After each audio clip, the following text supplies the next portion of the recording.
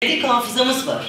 Yani biz içimizde, damarımızda, hani diyor ya asil kan diye, biz damardan sakin, sabırlı, sebatkar insanlar olabiliriz.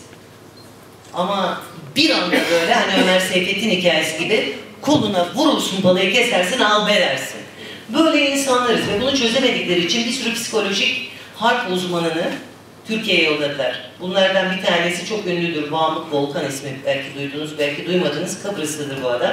Ama Amerikalıdır. Hem Bush'un hem Obama'nın psikolojik harp uzmanlarından biridir. Yani bir ülkeye nasıl girilir, bir ülkenin beyni nasıl dağıtılır, bir ülkenin aydınları nasıl devşirilir, bir ülkenin dili nasıl değiştirilir, bir ülkenin dini nasıl değiştirilir? Bu konuda uzmandırlar. Mesela ben Batum'a gider gelirken 2004'te herkes Müslümandı.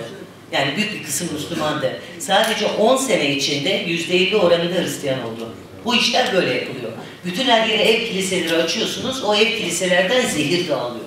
Şimdi bir hocamız çok beğendiğim bir şey yazmış. Zannediyorum Nurullah Çetin'in. Onu size okumak istiyorum. Bulursam burada görürsem. Çok özel bir şey anlatıyor. Doktorluktan örnek vererek anlatıyor bunu. Bence bugünlerde bunu konuşmanın zamanı, bu rezil demokrasi, daha doğrusu ihanet paketleri ortadayken diye bunu okuyacağım size.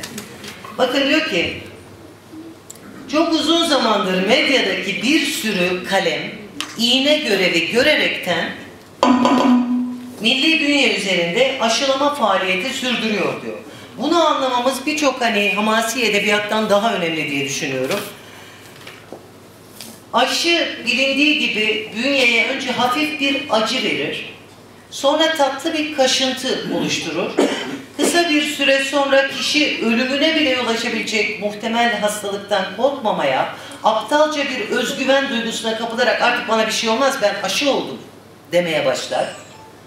Öldürücü salgın hastalık ortaya çıktığında ise aşı yaptırmayanlar gibi yaptırmış olanların da önemli bir kısmı ırsi ya da çeşitli nedenlerle o hastalığa yakalanıp kırılıp giderler.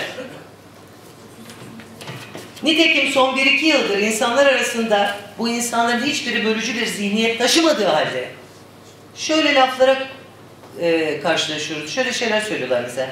PKK mutlaka ayrı devlet kuracağım diyorsa kursun. Kuracakları devlet bizden en fazla 11 vilayet alır.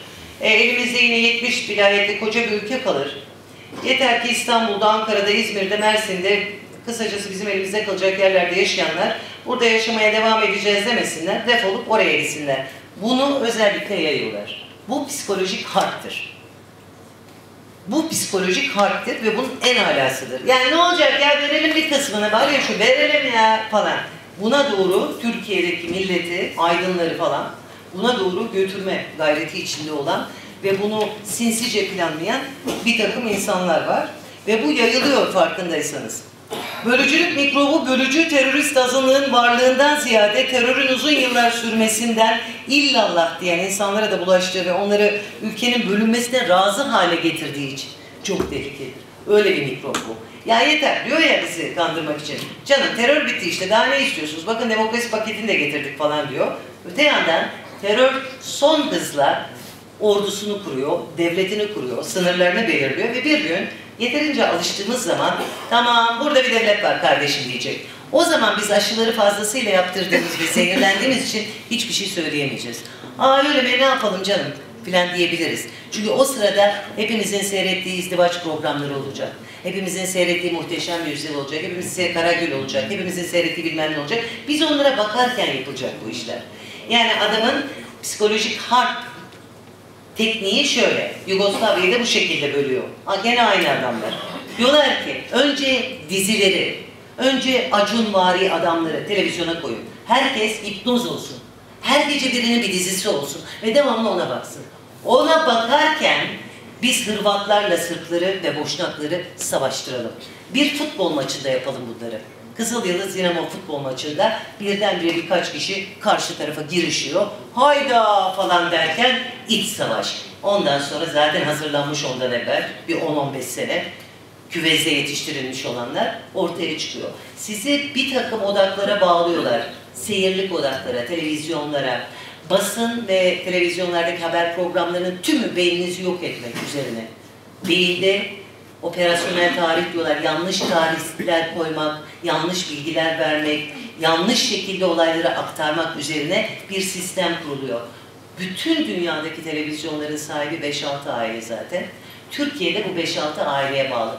Özgür bir televizyon şu anda Türkiye'de yok. Ben bir televizyoncu olarak bunu da söyleyeyim. Onun dışında da İsrail gibi bir memleketin bile yasakladığı umutsuz ev kadınları gibi ahlak dışı, Sex and the City gibi ahlak dışı yayınlarla bütün bir gençliğe bu size başta anlattığım aşılanma yapılıyor. Öyle bir aşılanma ki siz orada yavaş yavaş neye uğradığınızı anlamadan bütün fıtratınızı kaybediyorsunuz. Fıtrat yok oluyor. İşte bence bu şu anda en tehlikeli olan. Fıtratımızı kaybetmek. Nedir bizim fıtratımız? Biz Türk'üz. Biz Türk'üz ve bunu böyle söyleyerek buraya geldik. Şimdi belli değil. Çünkü şimdi adam diyor ki devlet diyor kimlik vermez diyor. Bizi yöneten kaynak vereyim, Erbakan'ın kaynağıyla 1996 yılında Washington'da kurulmuş bir parti, AKP. Ve aynı anda da biliyorsunuz Fas'ta, Suriye'de, Libya'da hepsinin adı Justice and Development, İngilizce adı Adalet ve Kalkınma. Hepsi aynı anda kuruluyor. 1996 yılında bütün şu anda kana bulanan Amerika tarafından Kuzey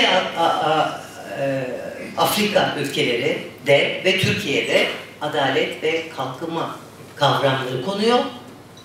Justice and Development partileri ve hepsinin logosu ya ampul ya gaz lambası oluyor. Şu anda bütün. Bu planlı bir harekattır.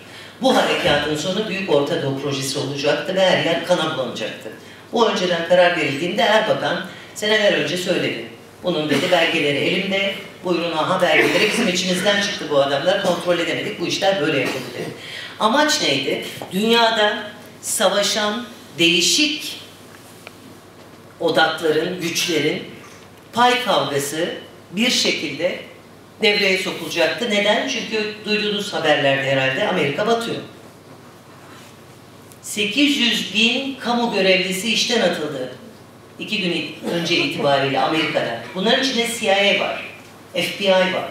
Bütün çalışanlar, bütün belediyeler, herkesi atıyorlar. Çünkü artık merkez bankalarında kuruş para yok. O zaman ne yapmaları lazım? Tıpkı eski dönemlerdeki gibi gidip bir takım yerlere el koymaları lazım. Suriye'ye el koyuyor. Onun nesi var nesi yok alıyor. Irak'a el koyuyor. Nesi var nesi yok alıyor. Eski Türk bir haydutluk sürüyor. Ve sıra tabii ki bütün bunlar sırasında Türkiye gibi bir takım yerleri maşa olarak kullanıyor bunları işgal ederken. Ama en sona da Türkiye, İran, Rusya ve hatta Çin'e kadar olan bölgeyi koyuyor. Bütün bunları eline geçirmem lazım diyor. Çünkü bütün dünyadaki enerji kaynaklarının 3'ü Türkiye ile Çin arasında.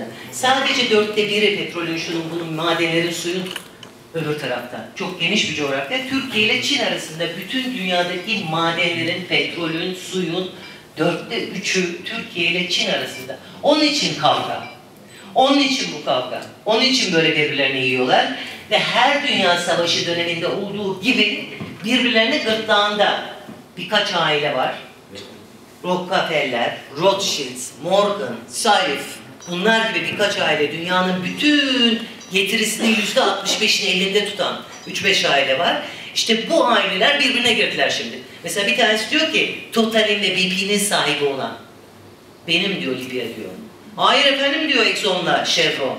Bizim olacak diyor. Bu şekilde bir kavga sürdü Libya'da. O Libya ki bizim can dostumuzdu değil mi Kıbrıs zamanında? Bize bedava petrolü veren adamları. Biz o gruplardan bazılarıyla iç içe girerek bizi yönetenler linç edilerek bir cumhurbaşkanının öldürülmesine kadar varan olaylarda rol aldık. Şimdi de aynı şeyi Suriye yapıyoruz. Benim babam Halep doğumlu. Çerkez, oraya padişah tarafından sürülmüş dedem. Dolayısıyla babam 1893'te Halep'te doğmuş. Halep'te Fevziye Camii'ni dedem yaptırmış. Bütün etrafındaki araslarla beraber. Böyle bir yerin babam bana derdi, ayıp olmasın diye o zamanlar söylemezdik. İşte Mehmet de zaten çok iyi biliyor Suriye'de. Çünkü orada hoca, Şam Üniversitesi'nde hocalık yaptı 16 yıl boyunca. Yarısı Türktür Suriye'nin. Ve şu an geldiğimiz noktada bakın, Suriye gibi bizim kardeşlerimizin olduğu bir yerle savaştırma noktasına getirdiler. Bunu kim yapıyor? Bunlar maşa. Yukarıdan birileri bu maşaları tutuyor, kestaneleri ona tutturuyor. Ve diyor ki savaşın, işime gelir. Mısır üçe bölünsün, işime gelir. Irak'ta da savaşın, işime gelir. Maliki ile bizimkiler böyle, Mısır'la bile böyle. Her tarafta kavgalı kalın. Sonra benim sınırlardan içeri Suriye'ye soktuğum o caniler, kaldırımlara koyup kafalarını palayla kesen, Allahu Ekber diye bağıran o canileri ben size dönüştüreceğim. Sonra Türkiye sınırlarından içeri girip benim için diyor Amerika, gereğini yapacaklar. Sizi kesmeye başlayacaklar. Sonra oradan başka taraflara doğru yolları kolay açılır. Türkiye bir kere düşerse, Suriye düşerse Türkiye düşerse de Azerbaycan üstünden Orta Asya'ya. Yani bütün zenginliklerin olduğu noktaya doğru gideriz. Şimdi ben bunları nereden uyduruyorum? Bütün bunlar yazılı ve çizili. İngilizce bilen biriniz girerler. Bütün belgeleri mevcut. Her şeyi açık söylüyor bu adamlar. Biz demiyorlar. Dış İlişkiler Konseyi diye Abdullah Gül'ü de daha 5-6 gün önce konuk etmiş olan bütün dünyadaki canilerin odağı olan CFR, yani Dış İlişkiler Konseyi denen yer bir masonik örgüttür bu. Bu masonik örgüt bunların hepsini açık açık kendi sitesinde zaten söylüyor. Sırayla diyor. Yavaş yavaş. Bizim işimiz var oralarla diyor. Ama bizim kullanabileceğimiz adamlar var, onları kullanalım önce diyor. Sonra deliye diyor süpürüveririz diyor. Nitekim şu anda deliye süpürme ve şapkadan başka bir tavşan çıkarma zamanları geliyor bu adamların. Dikkat edin. Devamlı olarak bugüne kadar yücelttikleri Tayyip Erdoğan'ı devamlı en aşağılayıcı hakaretlerle, en aşağılayıcı karikatürlerle Amerikan, Alman, Fransız, İngiliz medyası sürekli karalıyor. Çünkü yeni biri gelecek. Onların gözünde daha hoşlarına giden mesela Abdullah Gül var şimdi.